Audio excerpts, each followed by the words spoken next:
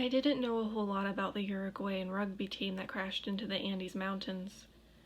I was aware of it, however. My parents had watched it live when I was about 10 or so, maybe younger. I caught some of it, but was too young to really understand what was happening. Though I don't remember much of it, two images stayed in my mind: the rescue at the end and the cannibalism. That was my introduction to the concept of cannibalism, and the whole idea, plus watching it on our television screen, was traumatizing. No, that's a dramatic word. Scary and unsettling. That's better. I first heard about Society of the Snow via a letterbox newsletter. I read the little write-up they had on it and decided it was time to revisit the story, and this time it would be properly done.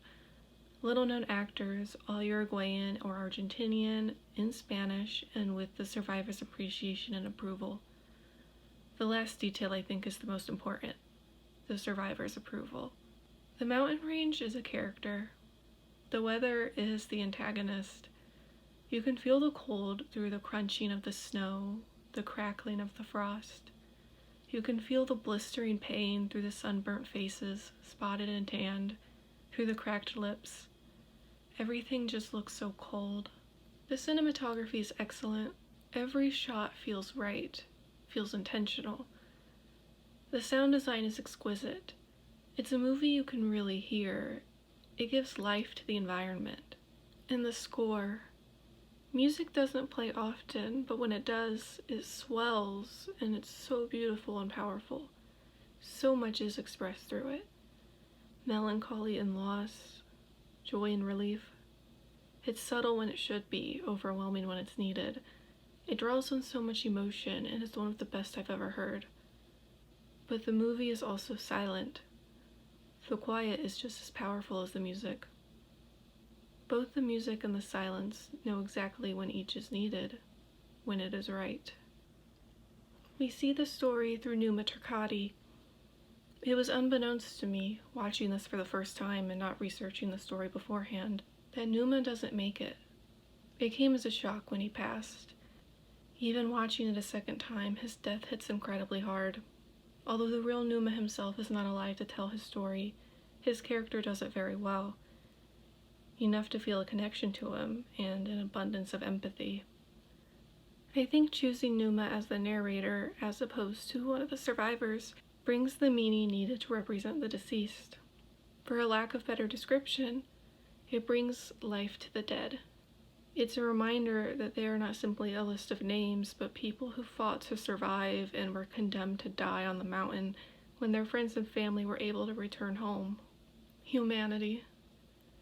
It brings a sense of humanity, and not just for Numa and the dead, but for the survivors as well. Everything is handled very respectfully. It doesn't shy away from the truth, but it is never exploitative. This could be a false memory, but in Alive, I remember seeing characters take a knife to slice off the skin of the deceased. Watching it.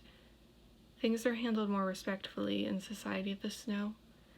These sorts of things are handled off-screen, or at a distance. It's happening, but there's nothing sensationalized about it. It isn't being played up for shock value. It allows for the survivors and the deceased to maintain a sense of dignity and to be treated with respect.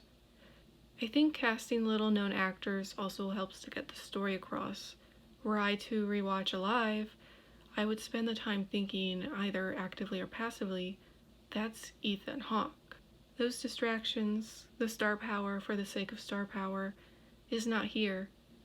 In that sense, because of the lack of recognition, it's easier to see the characters as they are. Real people. Though more credit is to be given to the cast than simply being unknowns, they are all fantastic actors. Everything is so believable. They act like real people do, their expressions, how they speak, how they act. Like the music, their performances are subtle when they need to be, and loud when they need to be. Both are equally powerful. While all the actors are phenomenal, it's Enzo Vogrincic, whose name I'm probably pronouncing wrong, apologies, as Numa Turcati, that displays this standout performance. That is in part due to him being the focus of many scenes. For all the actors display this on some level, but he deserves recognition for his performance. He says so much with his eyes. He's extremely expressive in even the most silent of moments. Emotions I get across, even when no narration is there to assist. I really hope he earns all the recognition he deserves, and I would love to see him get an award for his performance. From what I've read and listened to, the people who worked on this film did a ton of research and did a lot of work to make this film an honorable tribute to the survivors, the deceased, and their loved ones. It's obvious how much care went in to make this. It shows through every aspect of the film. If you are one of the few keeping up with my channel, I really appreciate it, and I have some more content planned that I'm hoping to release soon, though no promises because I'm both busy and a procrastinator, which is a terrible combination. My 2023 movies in review will be coming out soon. I did not get a chance to watch Society of the Snow before starting on that video, so it will not be there, but if you're interested, it's definitely in the upper echelons. After that, I will be releasing an analysis of Quentin Tarantino's Death Proof, which I've already spent an ungodly amount of time on. It'll be in like a feminist sort of lens, and just looking at the movie in general. If you're a returning viewer, I want to thank you for your support. It means a lot. For all others, this has been Editions of You, and thank you for watching.